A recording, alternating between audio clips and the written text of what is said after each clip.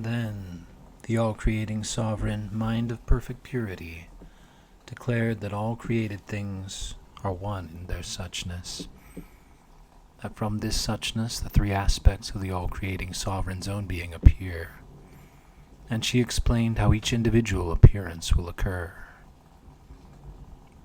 O great Bodhisattva, my suchness, the one, appears in its fullness in three aspects: my own being, actuating essence, and compassion. Likewise, my unborn own being is suchness which appears in the objects. Each object contains the entirety of suchness. Further, after one has investigated this all, one will gaze at suchness. The stainless, self-originated, pristine awareness appears as the teacher's three forms of manifestation. Teaching causation. Some manifestations appear as teachers of causation, some as teachers of interdependence, some as teachers of result.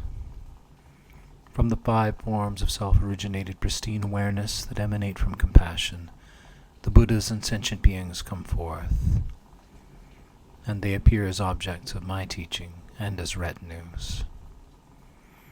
In a similar way, the three manifestations of the teachers of cause and result teach the retinues different views, although there is only one object, suchness.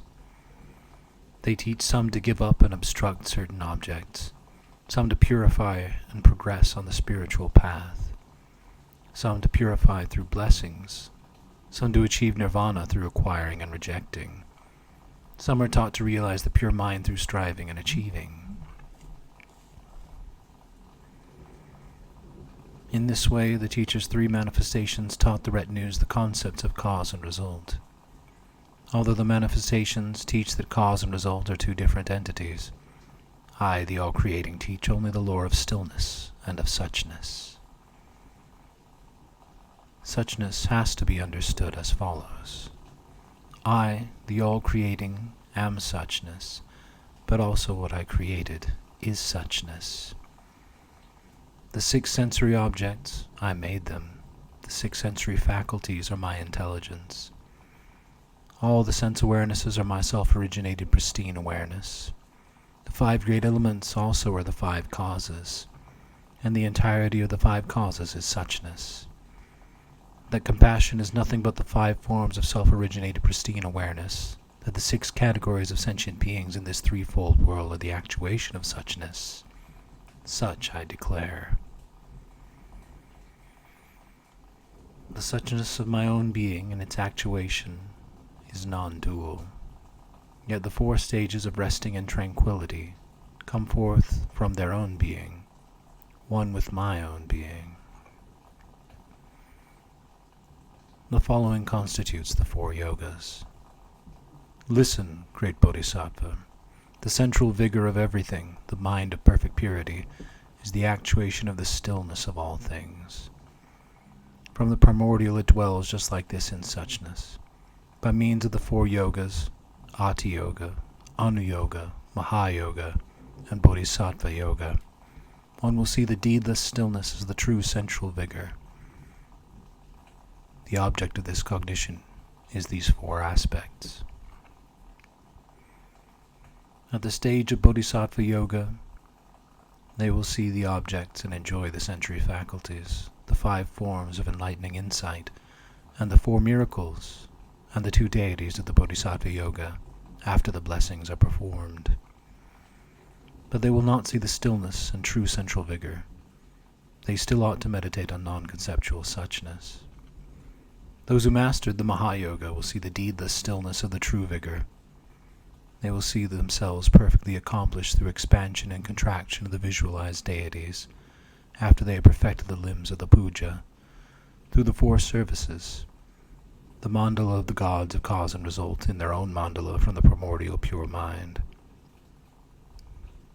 But still, they will not see the stillness of true vigor. They should thoroughly meditate on uncontrived suchness.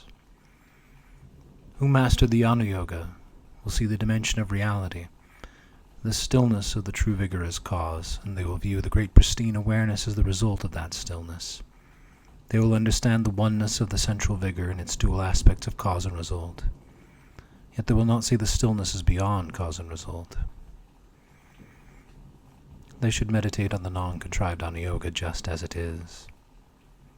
Those who will be able to understand the great perfection of the Adi-yoga as the deedless stillness of the true vigor, who recognize the mind of perfect purity as the vigor of all. This they will see as the stillness of the non-contrived essence.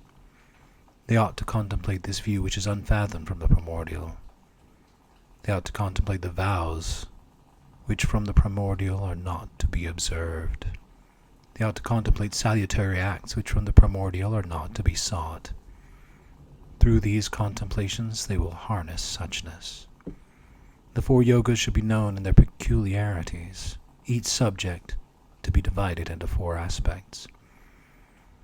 There are 4 peculiarities regarding the Bodhisattva Yoga. At this stage the mind does not reflect upon objects or the sensory faculties. Therefore it is called Bodhisattva Yoga. When the wondrous blessing of perfect purity is released, then it is called Mahayoga. When it is associated with the 4 great seals, it is called Ani-yoga. Those who see that the vows of awareness lack own being will aspire to the mind of perfect purity and understand it as Ati-yoga.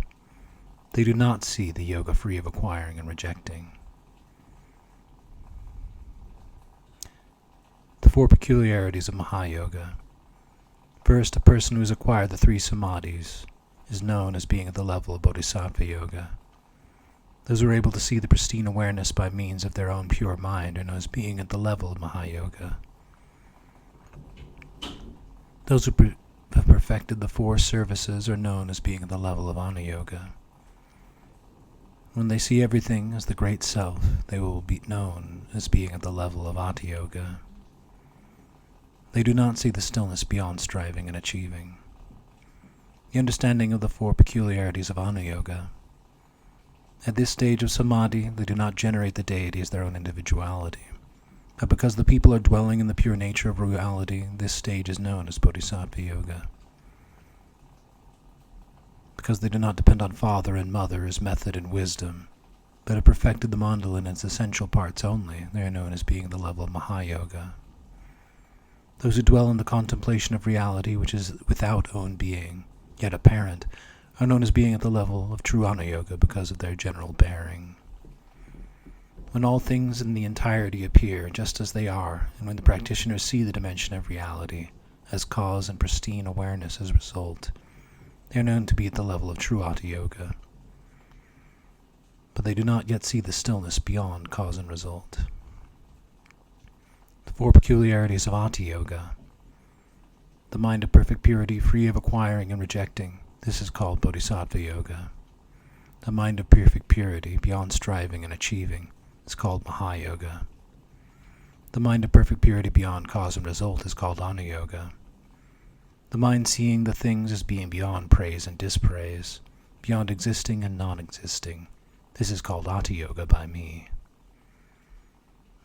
As the 3 lower stages, such as Ani-yoga and so on, are not associated with the great self-originated pristine awareness, those who are still in these phases should practice the stages of the Bodhisattva path during their progressing on the path. Because such practitioners preserve their vows and contemplate the doctrinal views, there is no practice or theory of a vivid or relaxed meditation. The practice of the lore of Ati-yoga is as follows. Because from the primordial the all-creating herself has made everything, there is no progress on the path, and no practice of the Bodhisattva stages. There is no observing of the vows, nor a contemplation of doctrinal views. Because from the great path of perfect purity everything emanates, there is no proceeding of the perfect purity in the perfect purity. Because there is no other Bodhisattva stage for progress outside of perfect purity itself, perfect purity is not practiced with regard to perfect purity. As the nature of the vows is the perfect purity itself, the perfect purity needs not to be preserved with regard to the perfect purity. As the nature of meditation is perfect purity in itself, the perfect purity itself does not meditate upon itself. As the goal of the doctrine is perfect purity in itself, Perfect purity does not reflect upon itself. This is the deedless practice of the lore of Hatha Yoga. If one's meditation of the self-originated pristine awareness is vivid, one will meditate on the all-creating sovereign. This is not the practice of those attached to the vehicle of cause and result.